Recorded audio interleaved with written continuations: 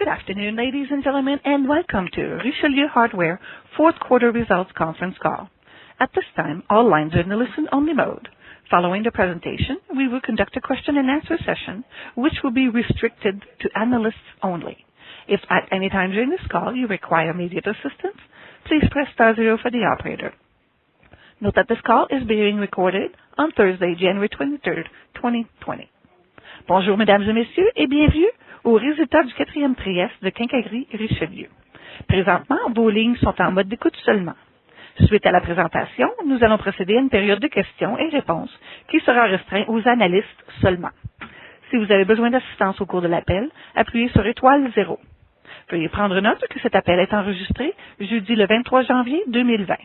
J'aimerais maintenant céder la parole à M. Richard Lard, président et chef de la direction. La parole est à vous, monsieur. Merci. Thank you. Good afternoon, ladies and gentlemen, and welcome to Richelieu's conference call for the fourth quarter and 12-month period ended November 30th, 2019. With me is Antoine Auclair, CFO. As usual, note that some of today's issues include forward-looking information, which is provided with the usual disclaimer, as reported in our financial filings. The fourth quarter benefited from the impact of our acquisitions completed in Canada during the year. These new acquisitions have a good potential and they expand our reach in some specialized markets. Combined with our market development and innovation strategies, they contributed to generate sales growth of 2.4%, which is welcome given the slowdown, especially in Western Canada, and the challenges we were facing with the hardware retailers. These acquisitions contributed well to our performance in the manufacturer's market.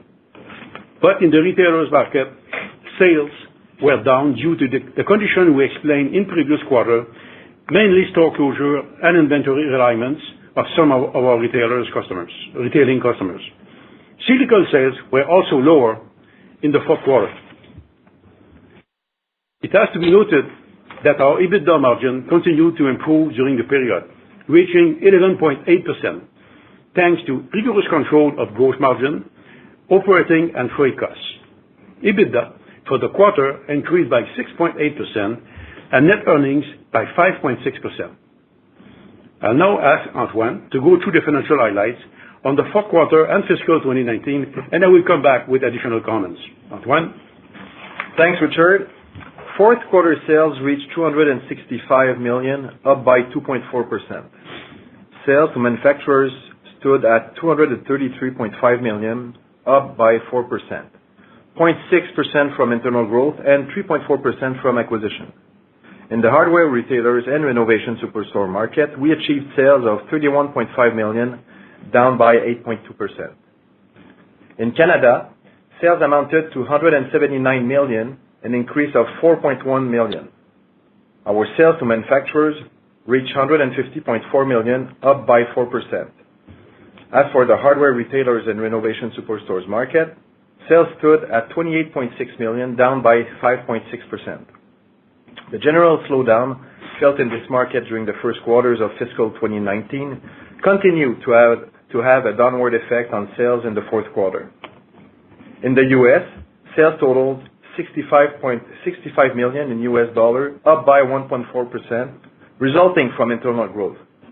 Sales to manufacturers reached $62.8 million in U.S. dollar, up by 2.8%. In the hardware retailers and renovation superstore market, sales were down 26.7% for the quarter, mainly caused by lower cyclical sales, but are up 4.8% for fiscal 2019.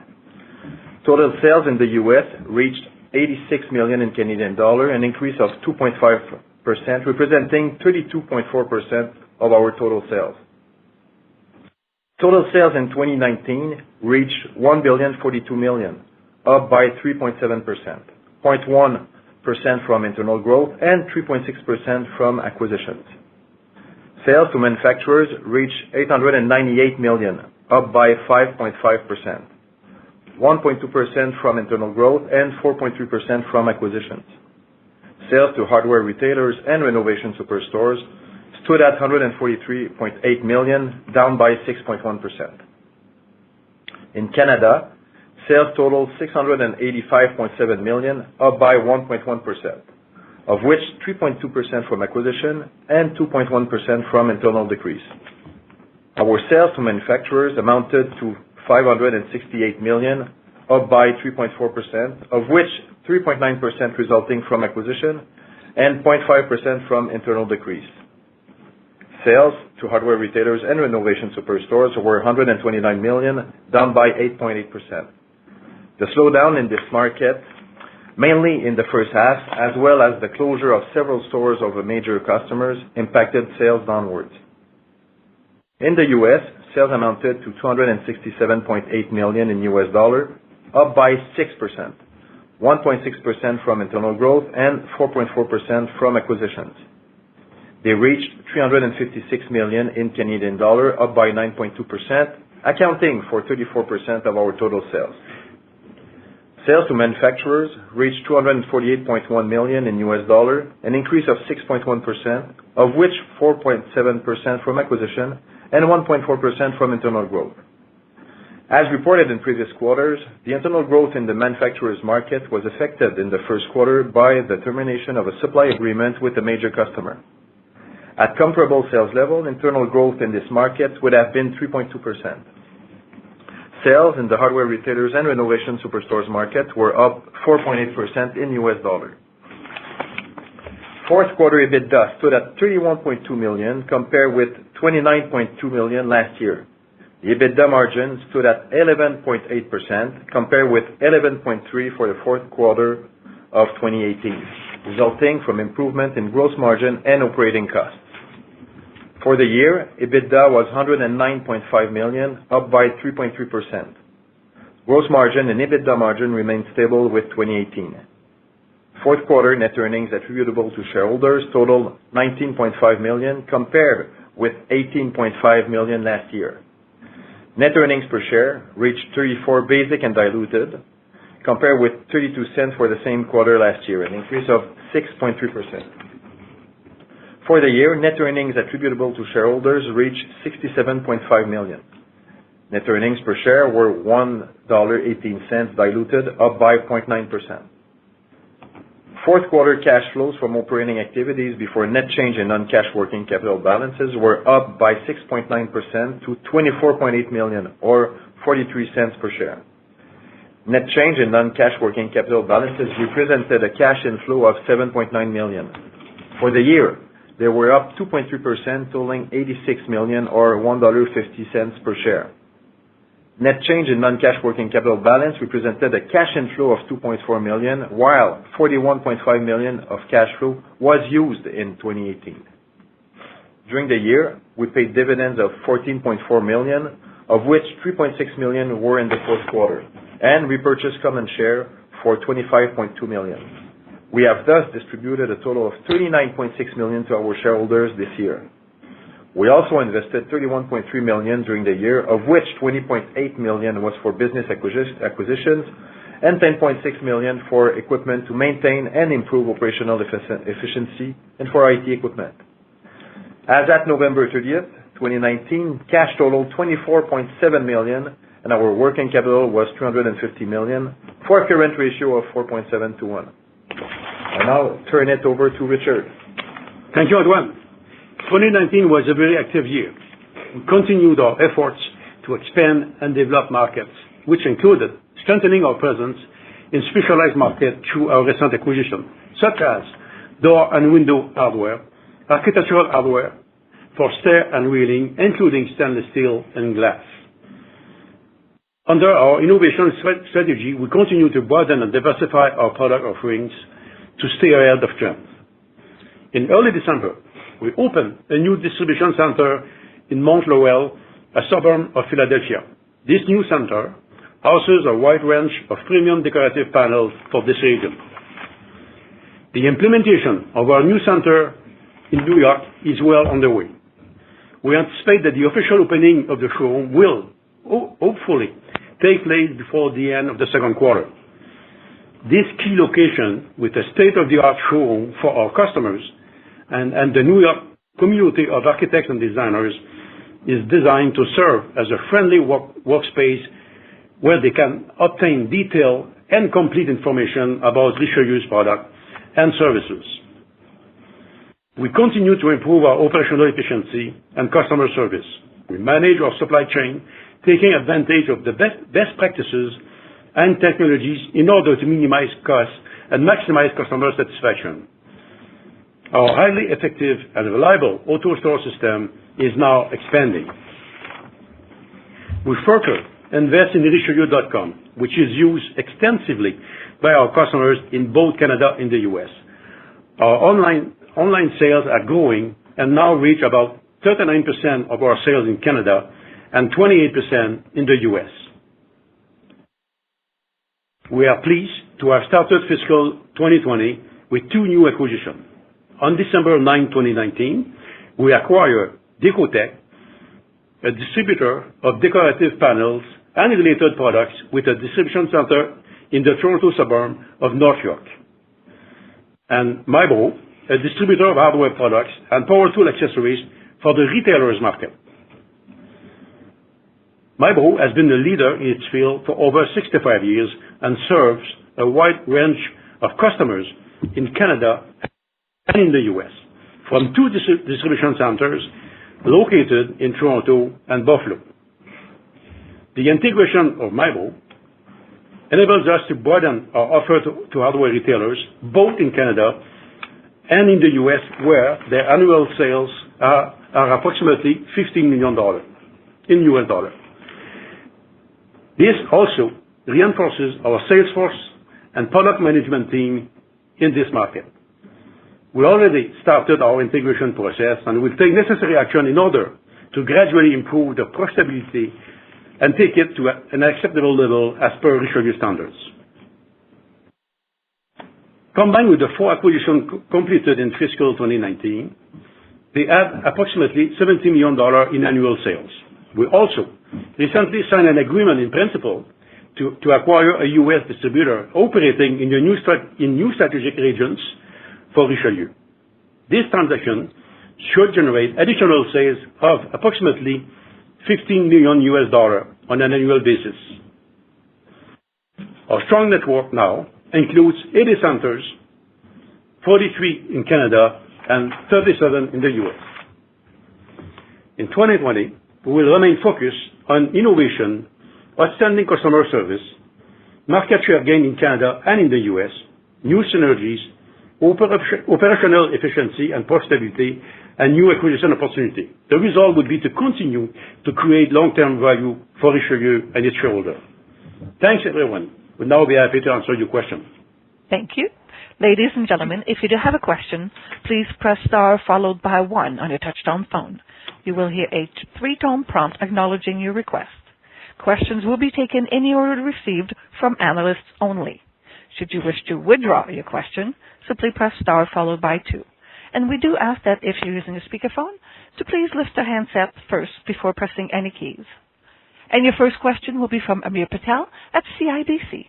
Please go ahead. Hi, good afternoon. Richard, could you for the acquisitions that are expected to close in Q1 that you've already announced, the $40 million that has closed and the sort of US $15 million of sales under the agreement, what's the purchase price associated with those three transactions? It's around $23 million, Amir. And I'm talking about great. the two acquisitions closed in December. Okay, and what about the one in principle? Is there a figure for that one yet? It's too early to talk about that. Okay, fair enough. And Richard, you referenced for the one under the agreement in principle that it's going to expand Richelieu into a new strategic region. Any more color you can give on which part of the U.S. or North America that expansion is going to take place? I think this is according to our strategy in the U.S. to continue to our market penetration, to get new DCs in new regions where we can, expand our product offering and increase our sales and create more value for Richelieu in the long term as well by expanding our network in this country. And that should continue on for the months to come as well with the same strategy. Right. Okay. So is that the sort of U.S. South, U.S. West? Anything? It's hard to tell because, it's a very small market. If I tell where it is, the competitors and since this is very confidential, that would be easy for people to guess who we're talking about in the U.S. market. Okay. Fair enough. And then yes, sorry about that. That's okay. Final one for me for now. The retailer market for Canada and the U.S., when would you expect each region to get back to positive comps? We don't think for the next 2 quarters this market to be positive for Richelieu, both in Canada and the U.S. But with the acquisition of Marlboro, we are not only expanding, creating. I think we're going to almost double up our sales to the hardware retailers in the U.S. And also a new sales team is joining us that is very active in the U.S. as well as in Canada. And we expect, in the months to come, some very, very good synergies in terms of increasing our sales in both countries using the sales forces that we both have and combining the best that we can.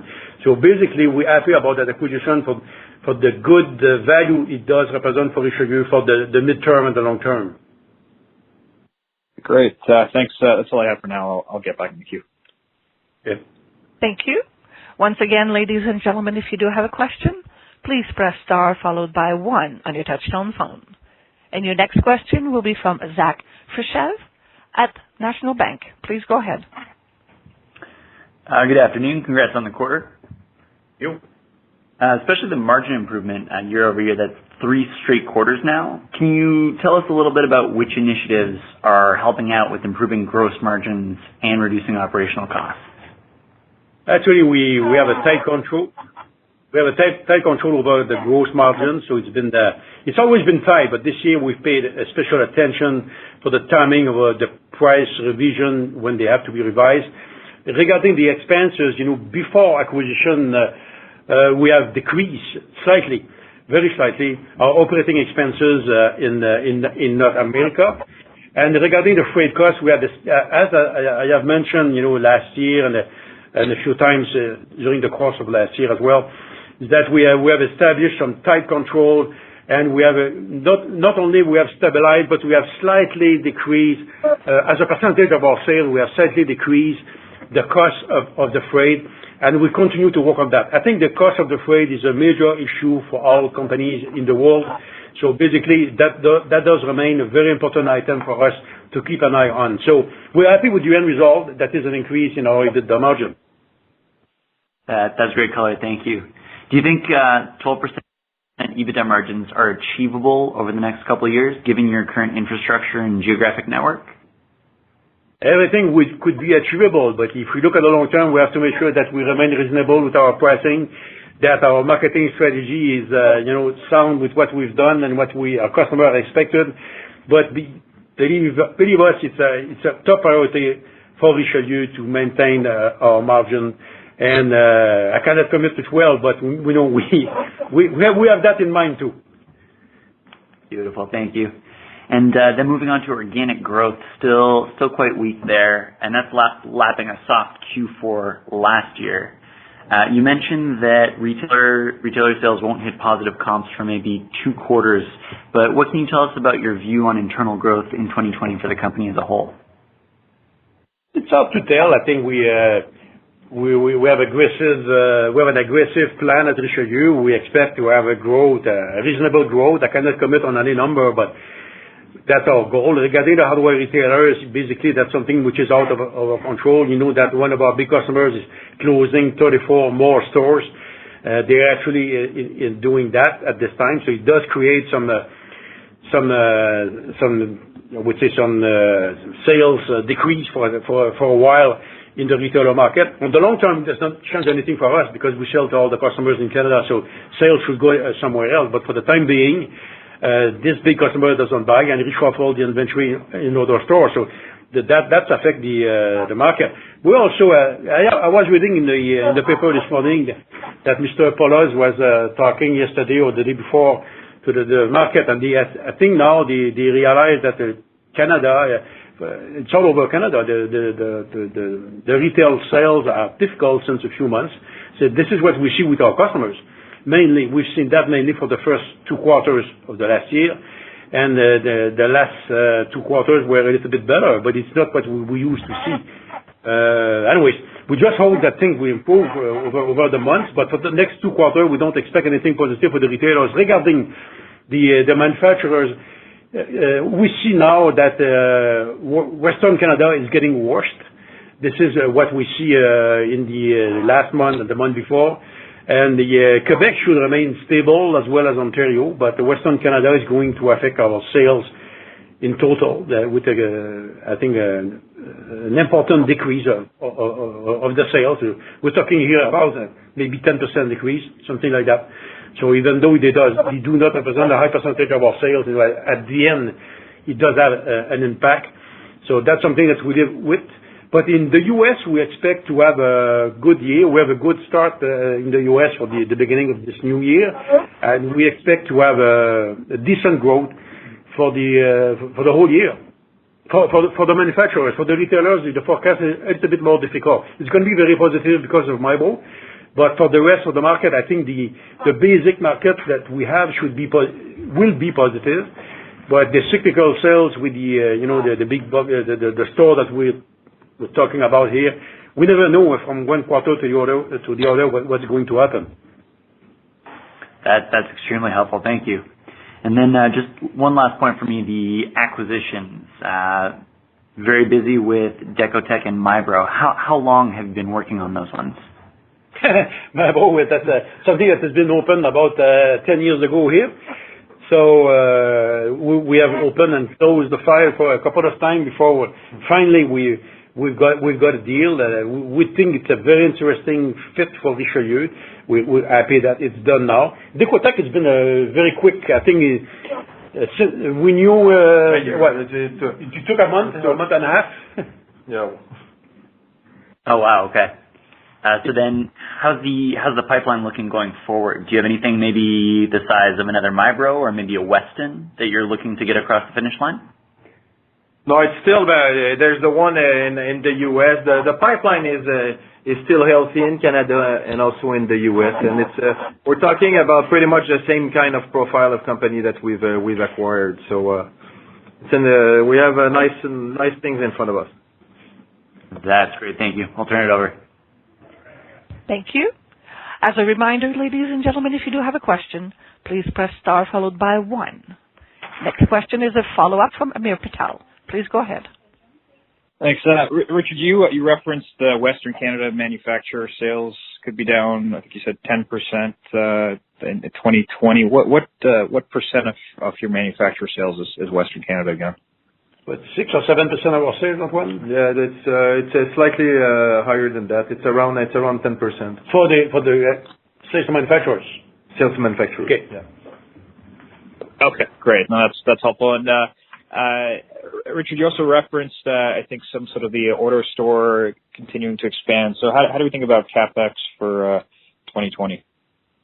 CapEx will be similar to 2019. I mean, so between 10 and 11 million.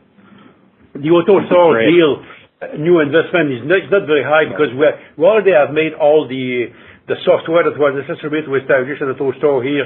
So really what we have to do is really to get the space and build the module that has to be built in order to install the expansion, but we don't have any software expenses and whatever many IT people involved with that type of thing. So that should be an easy one. Yeah.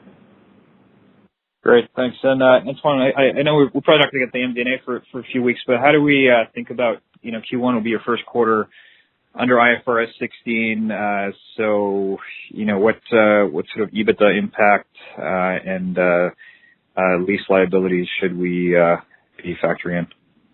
Yeah, we're still we're gonna be finalizing the Q1 impact, but we're talking about close to $70 million of addition on the asset side and liability as well. And in terms of potential impact on the bottom line, it's for 2019 it's around $1 million lower profits for 2019. So we'll see for for Q1 in 2020, but that's the impact on 2019. Sorry, and the sort of EBITDA impact for? Okay, the EBITDA impact, it's around 15 million. 15. Okay. 15, yeah. 15 million increase in EBITDA and an impact on the amortization and interest. Okay, great. That's all I had. I'll turn it over. Thanks. Thank you. And at this time, Monsieur Law, we have no other questions, so I would like to turn the call back over to you, sir.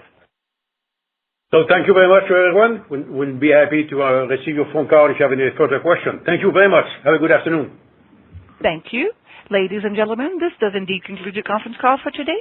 Once again, thank you for attending. And at this time, we do ask that you please disconnect your lines. Enjoy the rest of your day.